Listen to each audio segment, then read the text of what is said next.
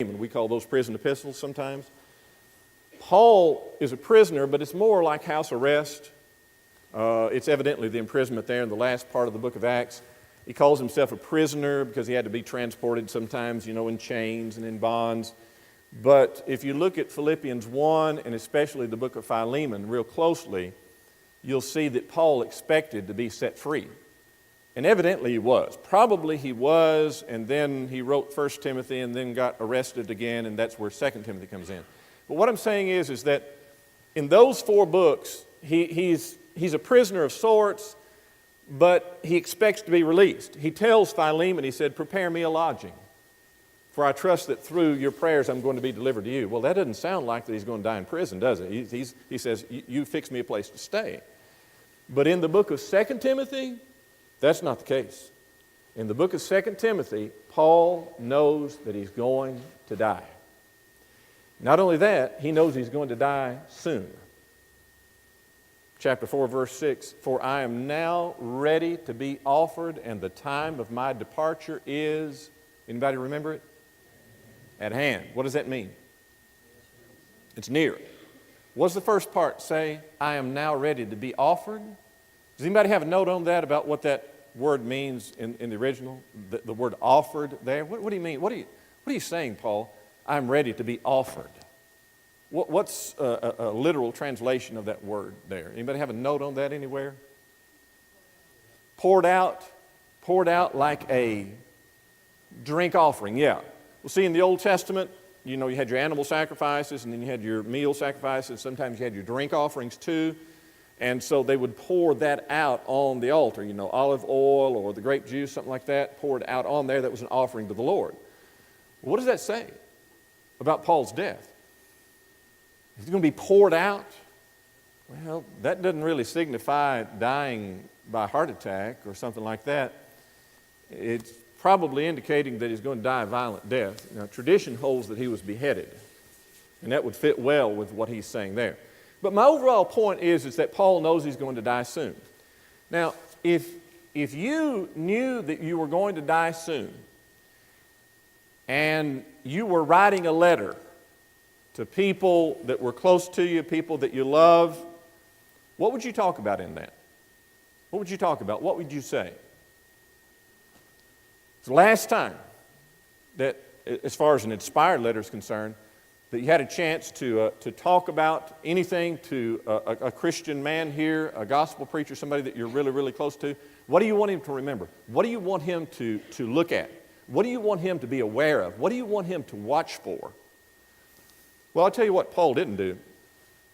Paul in this book didn't try to act like that everything was just fine because, he'd gotten older, and he didn't leave the impression, well, since I've gotten older, I found out that things just get smoother and everything just pretty much works out all right.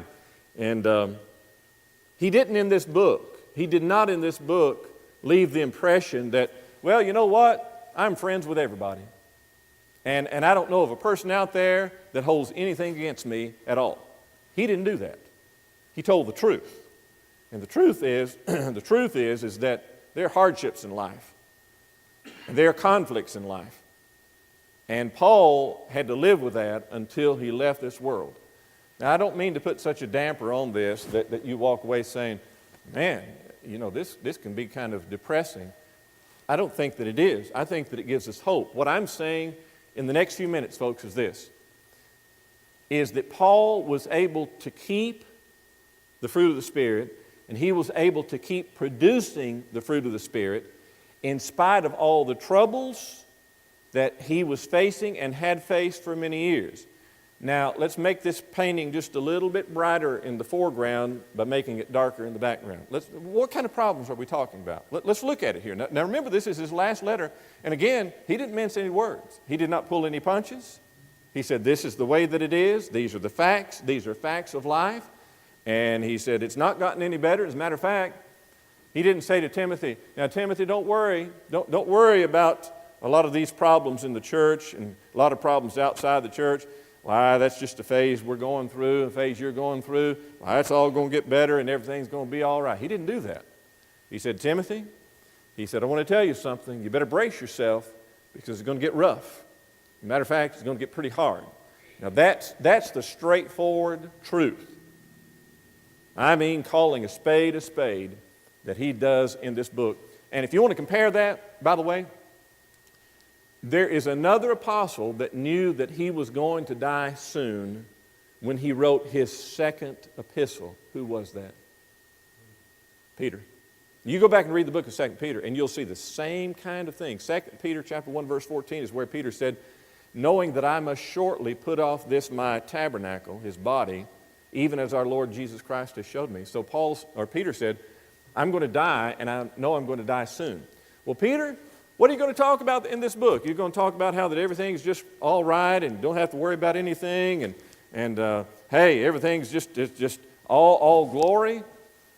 Peter said, you're going to have troubles, and it's best to recognize those troubles and to face those troubles head on instead of trying to act like that there's nothing wrong and that, hey, everything is going to go just your way in life. Brace yourself. There are going to be some hardships.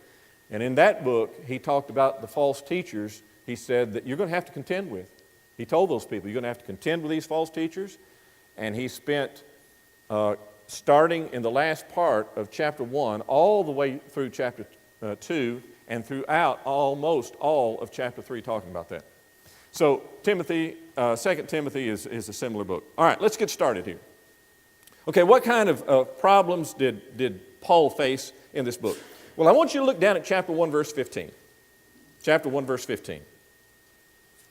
Would somebody read that? Read that out loud for us. 2 Timothy 1, verse 15. Phil, have you got that? This you know, that all those in Asia have turned away from him, among whom are Cornelius and Hermongenes. Okay, who are those people? All those in Asia are turned away from me. So if they've turned away from him, that means at one time they were with him. To whatever extent, they were with him. They were for him. They were in there, fighting the fight, battling the battle with him. But he said they've turned away from me. Are those Christians or non-Christians? Members of the church or people outside the church? Yeah, it's kind of hard to admit, and I don't like to say it either a lot of times, but it's the truth, folks. He's talking about people in the church. He is talking about people in the church, in the churches of Asia, that turned away from him. Now, we know from Revelation 2 and Revelation 3 that he's not saying that every member of the church in all those churches, congregations in Asia were lost. We know that there were some good people. But of the category, the group of people that he's talking about here, they had turned away from him. Now think about this. Here's a man who is in prison. He knows that he's going to die. He knows that he's going to die soon. But what's happening? What's happening is that there is fear and there is embarrassment that Paul is in prison. And you've got some brethren that won't support him. There's some brethren, you know, if you're up here, if you're fighting the fight and people are behind you, and it's popular, at least in the church to some extent, oh man, hey, we're with you. But if you're fighting a battle, I don't care if you're an elder or a preacher or a parent, and you're making an unpopular stand, and sometimes there will be cases where people, even in the church, will criticize you for that. It's not easy then to take it. It's not easy when your brethren look at you and say, well, what's the big deal about that? Why are you making such a hard stand about that? Well, Paul did. He stood his ground. He got him thrown in prison, and there were some brethren that were embarrassed. And so that's why he starts out this book saying, Timothy, look, don't be ashamed of me. Don't be ashamed of the fact that I'm in prison. Don't be ashamed of my chain. And be like Onesiphorus here. He wasn't ashamed to come and see me. He wasn't ashamed to be seen with me, and he was not afraid. He was not afraid to be connected with me, even though it might mean that he'd be questioned, maybe even detained, maybe even arrested himself. All right, let's keep going here. Chapter 2, verse 16. Chapter 2, verse 16. The false teachers that Paul had to deal with, even at this time. Chapter 2, verse 16. But shun profane and vain babblings, for they will increase unto more ungodliness, and their word will eat as doth a canker, of whom is Hymenaeus and Philetus. He named two people back in chapter 1. Now he names two here. Hymenaeus and Philetus. Well, what did they do, Paul? Verse 18, he says, who concerning the truth have erred, saying that the resurrection is past already and overthrow the faith of some. Now again, put yourself in Paul's shoes. He's in prison. He's already got some people turning away from him. He's already got some people that don't want anything to do with him because he's a prisoner. They're kind of embarrassed. Or maybe they're afraid to get too close to Paul because they might suffer some consequences too. And on top of that, you've got these false teachers in the church. And Paul says, Timothy, now you stay away from these people. These are people that have overthrown the faith of some, and you need to watch them. All right? We're going to have to skip over several things here, but I want you to go to chapter 3. Chapter 3. In the last days of his life, final words, you could say that about this letter here. What's Paul talking about? Hey, Timothy, everything's going to be all right. Don't worry about that. Everything is positive. Let's not dwell. Hey, I only have a little time left. Can't you see some people saying this? Timothy, I don't have much time left, and I don't want to dwell on anything negative, and I don't want to dwell on the dark and gloomy side. Let's just make it all positive. Paul didn't do that. Paul didn't do that because he held on to the sword of the Spirit to the very end, and he fought the good fight of faith till the very end, and he didn't hide from the facts, even though there were hard facts to live with and hard facts to bear. And what he's saying here in chapter 3 is it's going to get bad. And it's not going to be a situation where, oh, well, people are just going to get better and better and better. No, Paul said, here's what's going to happen, Timothy. Be careful. Chapter 3, verse 1. This know also that in the last days perilous times shall come. For men shall be lovers of their own selves, covetous, boasters, proud, blasphemers, disobedient to parents, unthankful, unholy, without natural affection, truce breakers, false accusers, incontinent, fierce, despisers of those that are good, traitors, heady, high-minded, lovers of pleasures more than lovers of God, having a form of godliness, but denying the power thereof, from such turn away. Any one of those words would give us the impression of somebody that's looking at the sinful part of mankind. But Paul just keeps going with this here. These are his final words. Is he trying to depress Timothy? Is he trying to depress us? Had he grown bitter over all this? Well, no. Paul's being truthful. He's being honest. This is life, folks. This is the way the world is. This is mankind here. This is an honest, straightforward picture of the way that people are in this lifetime. This is the world that we live in. Somebody said, well, I don't know how you can stand there and talk like that and expect us to be encouraged. I think it's extremely encouraging. Because you know what that means? As a Christian, I don't have to live here very long in this. You don't either. If you're a Christian, we don't have to put up with this very long. You don't have to live in this very long. Because you're not going to be here very long. You're only going to be here for a very short time. And then you get to leave this world that Solomon himself was depressed about until he realized that, hey, the main thing is fearing God and keeping His commandments. And really outside of a short few pleasures, simple pleasures in this lifetime, physical pleasures, most that you see in this life is just vain anyway. Well, Paul is maturing to the point that he can say these things without becoming depressed. He can talk about these things without just getting so drawn back that he's just soured on the whole human race, burned on all of mankind to the point that he doesn't have any joy. No, we've already seen the man had joy. In 2 Corinthians 7, verse 4, Paul said, I am exceeding joyful in all our tribulation. In all that I've gone through and all that I'm going through right now, he said, I'm exceedingly happy. There's only one way to do that. There's only one way that you can do that. Let's keep going here. Let's keep going. All right, in chapter 3, verse 10, I remind you there that Paul said, now even though this is what people are going to do, verse 10 of chapter 3, you have fully known my doctrine, manner of life, purpose, faith, long-suffering, charity, patience, persecutions, and afflictions, which came to me at Antioch, Iconium, Lystra. You read about that in Acts 14. With what persecution, Acts 13 and 14, what persecutions I endured, but out of them all the Lord delivered me. Look at verse 13. Is it going to get better? No. He says, but evil men and seducers shall wax worse and worse, deceiving and being deceived. Key word in chapter 3, verse 14. But, Timothy, Even though people are going to get worse and worse, people that are already bad are going to get even worse, you keep doing what you're doing. You keep living the Christian life. You keep studying, you keep praying, you keep worshiping, you keep teaching other people, you keep doing good to other people and for other people, and don't take your eye off of that. Because if you dwell too long on these things without balancing it out with the fruit of the Spirit, then you're going to be in trouble. You are going to be in a bad shape. So you just continue. That's all you got to do now to get to heaven. You just continue what you're doing. You just keep on doing what you're doing. See, that's the amazing thing about Peter. Let me go back to Peter. In 2 Peter, Peter's final words. He said, I know I'm going to leave this world pretty soon. Okay, Peter, then if you're not going to be here much longer, then what do we need to do then? What do we need to keep in mind? And you know what he told them? He didn't go into anything new. He said, I want you to do the same thing that you've known all along. Add to your faith virtue, knowledge, temperance, patience, godliness, brotherly kindness, and love.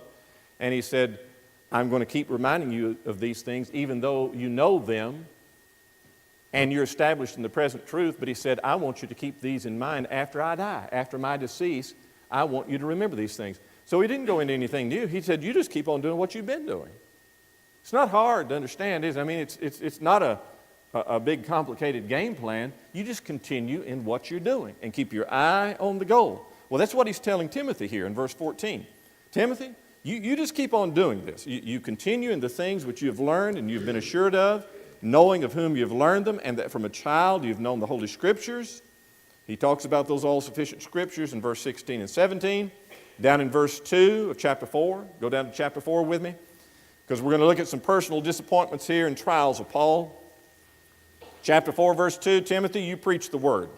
You be instant in season, out of season. It doesn't make any difference what kind of response or lack of response you get from people. You go ahead and you just preach the word. You reprove, rebuke, exhort with all long suffering and doctrine, because the time is going to come when they will not endure sound doctrine, but after their own lust shall they heap to themselves teachers having itching ears, and they're going to turn away their ears from the truth and be turned to fables. Well, Paul, what else did you go through? Now I want you to notice how people let him down. I want you to notice how people disappointed Paul in the last days of his life. You know, in a way, you almost say, well, that's just not fair. A man had worked as hard as he had, suffered what he did. Looks like maybe God could have made a way for him to just coast it on in and not have these burdens on his shoulders and on his mind in his final days. But again, it just doesn't work like that, folks. And again, when you leave this world in that kind of pain or with those kinds of burdens, it's just going to make heaven that much sweeter. But let's look at this again. Chapter 4, verse 10. What fellow had forsaken Paul? In verse 10. Demas. Why did he forsake Paul? He loved the world. Yeah, simple as that. Who's the guy that had wronged him in so many ways in verse 14? Alexander. Alexander the coppersmith did me much evil. And Paul said, did he say, I'm going to go to him and apologize to him and maybe we can work this out, maybe even though I've not... What did he say? What did he say in the last part of that verse? The Lord reward him according to his works. God judge him. God judge him. So in other words, what I'm saying is, Paul was not in the wrong in that situation. Alexander the coppersmith was in the wrong, but Paul, in his last days, didn't see that he needed to run to Alexander and apologize to him. He hadn't done anything to that man. Now, if he had, that'd been a different situation, but I'm just saying, sometimes I hear people say, well, I don't want to feel guilty, if somebody has got something against me, when they're in the wrong, and you've not done anything to that person, and that person is legitimately in the wrong, and you're carrying that load of guilt around, especially in your final days, that's not what Paul did. That's not what he says here. But in verse 16, look at this one. Now this is one that really, really gets to you. You would think that the preaching brethren and elders of the church and members of the church, when Paul was having these hearings, see, he's before the Roman government. And you would think that they would come and support him. But what does verse 16 say? At my first answer, no man stood with. What does the word answer there mean? What kind of defense? Yes, a legal defense. That's exactly, it is a legal defense. So he'd already had one hearing. Paul had already had one hearing, one defense, and he said, at that defense, where were the brethren? That's awful. That is absolutely awful, folks. He said, no man stood with me. The brethren wouldn't stand with me. Out of embarrassment, out of fear, out of cowardice. They wouldn't stand with me, but all men forsook me. Paul's attitude about that was, I hope that God pays them back good. Is that what he said?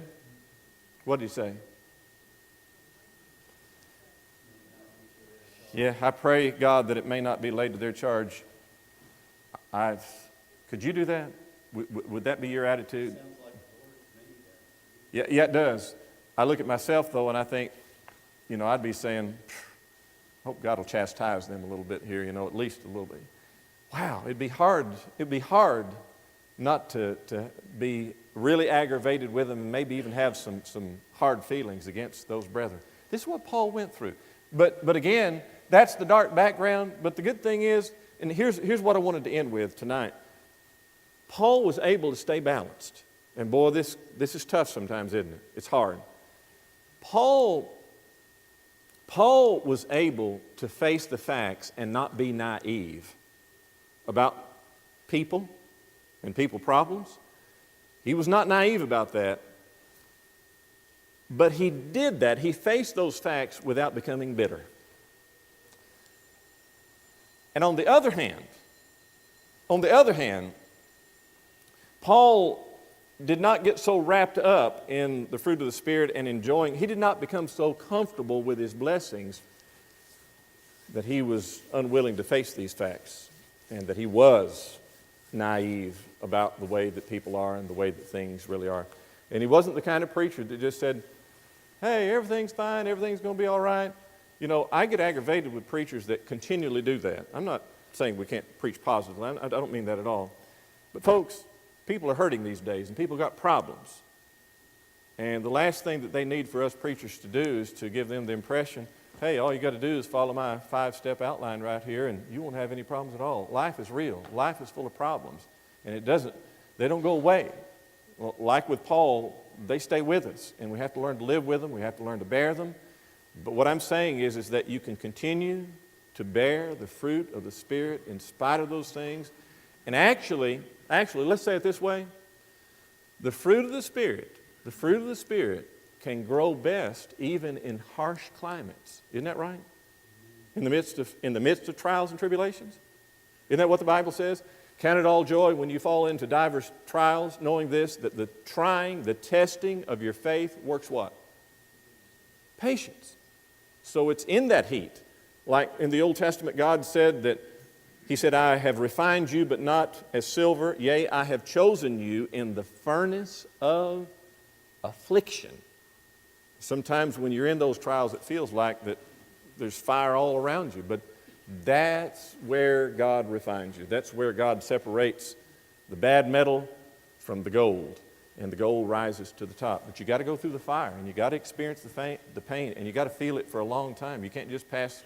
Anybody can run through fire for just a second or two, but you got to feel it. And Paul certainly did, and that's why we find such an outpouring, such an outgrowth of the fruit of the Spirit toward the end of his life. So read the book of 2 Timothy again sometime. Read the book of 2 Peter as well. Peter wasn't bitter either, but he was strong. He was strong, and he held on to his Christian joy. And the thing that makes the difference in all this is that Paul knew, my home is in heaven. My home is in heaven. And we'll look at that in just a few minutes in the invitation part tonight. Thank you all for your good attention, and I hope this has helped you in some way.